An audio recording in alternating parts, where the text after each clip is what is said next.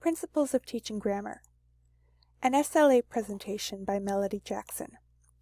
In this presentation, I will be asking questions about how we should teach grammar, most of which come from Ellis 2006.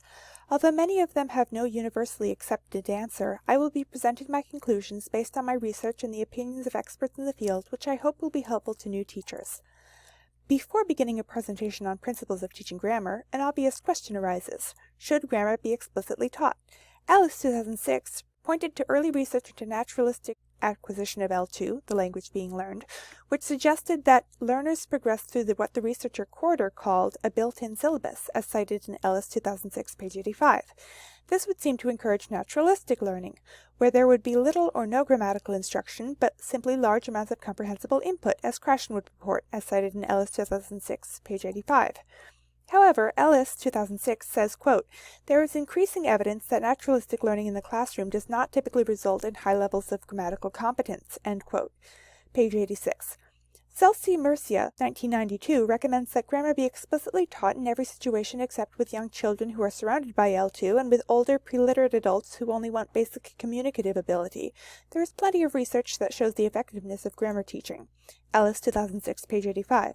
Ellis says that some researchers concluded that teaching grammar is helpful if the forms taught are on point with the student's built-in syllabus. 2006, page 85. However, Ellis argues that even if the grammar point taught is beyond the student's current ability to acquire, the explicit knowledge will assist them later when they are ready to acquire it, as cited in Wickens 2013, page 70.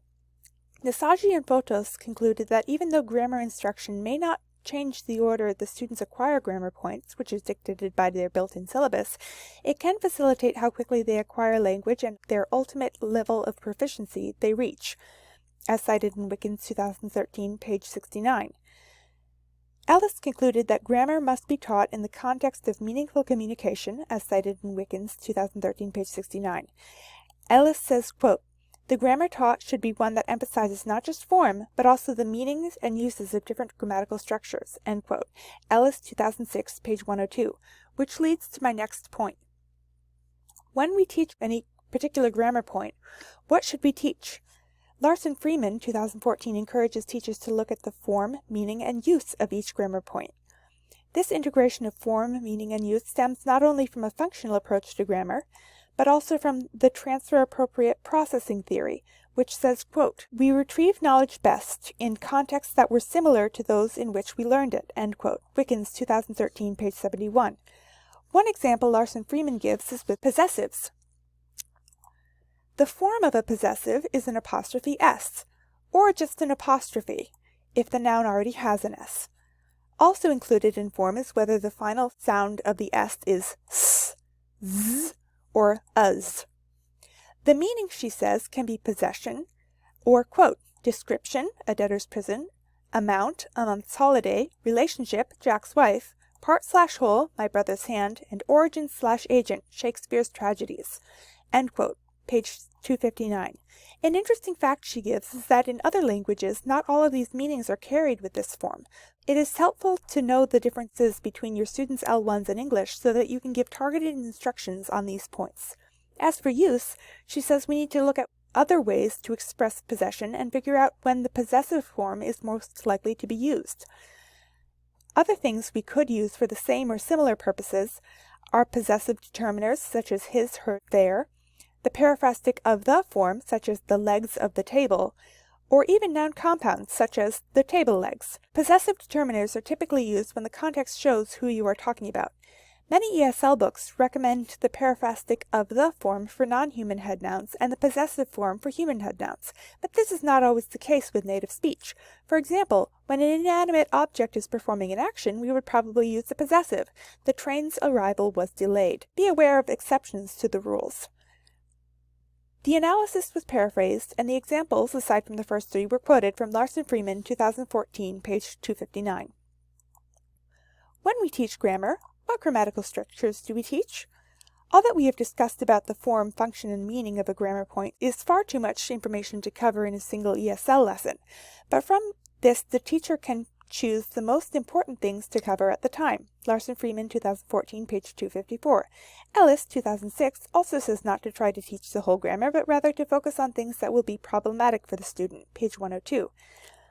Ellis Ellis gives 6 criteria for judging whether or not a feature will be difficult for students. As paraphrased from Wickens, 2013, they are as follows.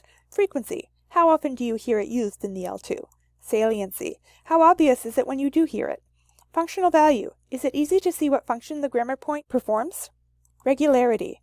Is there an identifiable pattern to how the grammar point is used? Processability. Is it simple to make connections between the language form and its meaning?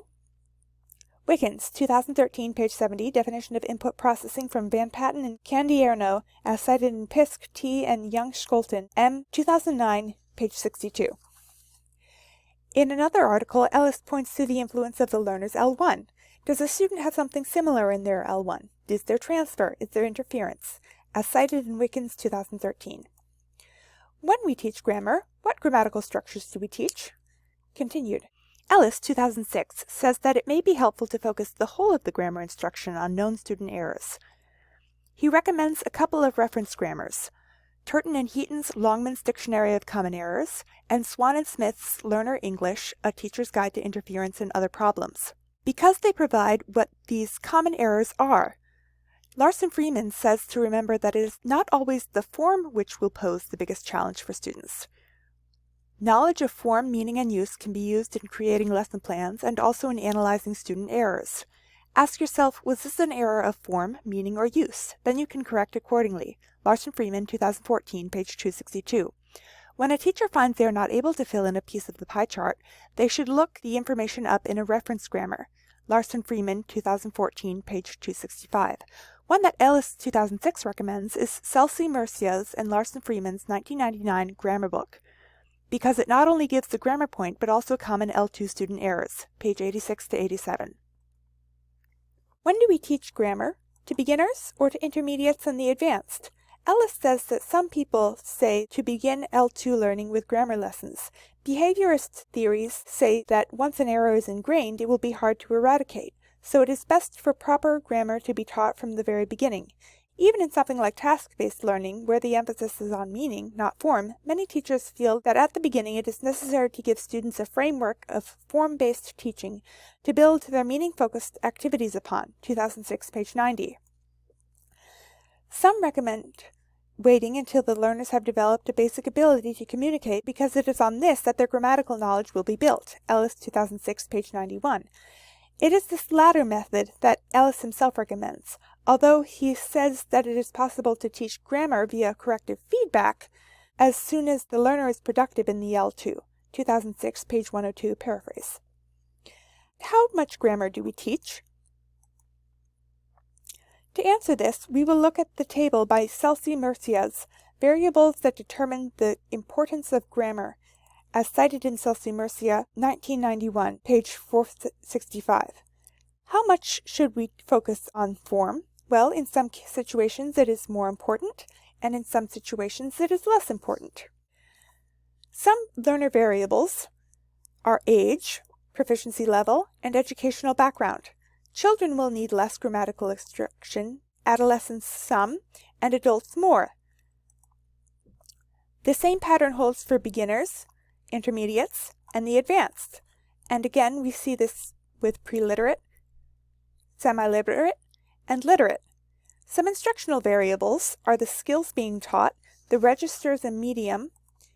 Is this a conversation class, or are you teaching formal expository writing? And what the learners need to be able to do with the target language. Celce-Murcia, 1991, page 464. If the skill being taught is listening or reading, then less grammar instruction will be needed. If it is speaking, there will be some needed. If it is writing, more will be needed. For registers, it will depend on how close the student is on the personal level to those people they need to communicate with. These range from informal to formal. The consultative register is for people who you see frequently but are not close to. Finally, we come to need and use. Survival communication will require much less grammar instruction than being a diplomat. By seeing where your students fall in each of these variables, you will be able to estimate how heavily you should focus on grammar. Should grammar instruction be extensive or intensive? Should we have a series of lessons on one grammar point covering it intensively? Or should we cover a broad range of grammar points in a single lesson in an extensive approach? Ellis, 2006, covers the pros and cons of both methods. Intensive grammar instruction would be used in a present, practice, produce PPP model. Unfortunately, there is evidence that learners do not always learn what is taught. However, research such as conducted by Spada and Lightbrown, as cited in Ellis 2006, page 94, indicates that even if the students are not ready to acquire a specific grammar point, intensive instruction on it can help them acquire the more, quote, frequent, natural, and basic, end quote, of the structures associated with it. Ellis 2006, page 89. However, it is time-consuming, and that limits the number of structures that can be covered. Extensive instruction, on the other hand, is very useful in dealing with common errors you have observed with the students. It is also found in corrective feedback during meaning-focused lessons. Lowen has shown that even a little corrective feedback can help students answer correctly in subsequent tests, as cited in Ellis 2006, page 94. However, with this approach, it is not possible to cover grammar points that the students never use, which can be covered in an intensive approach. Ellis himself favors an incidental focus on form approach. In other words, you focus on the meaning of what is communicated and give attention to the forms that arise during the communicative activity without planning beforehand for them to occur. Ellis 2006, page 100 to 101, paraphrase. He favors this approach because it makes way for an extensive treatment of grammatical problems.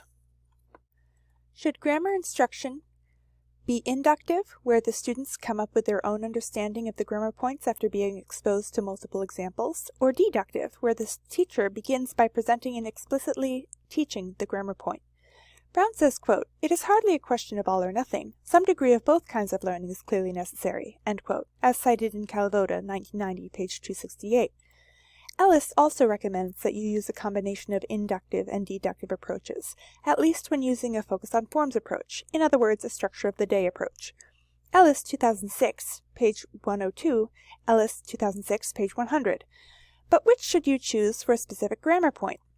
Ellis says many factors, like the specific structure being taught and the ability of the students to analyze grammar, determine which approach you should use.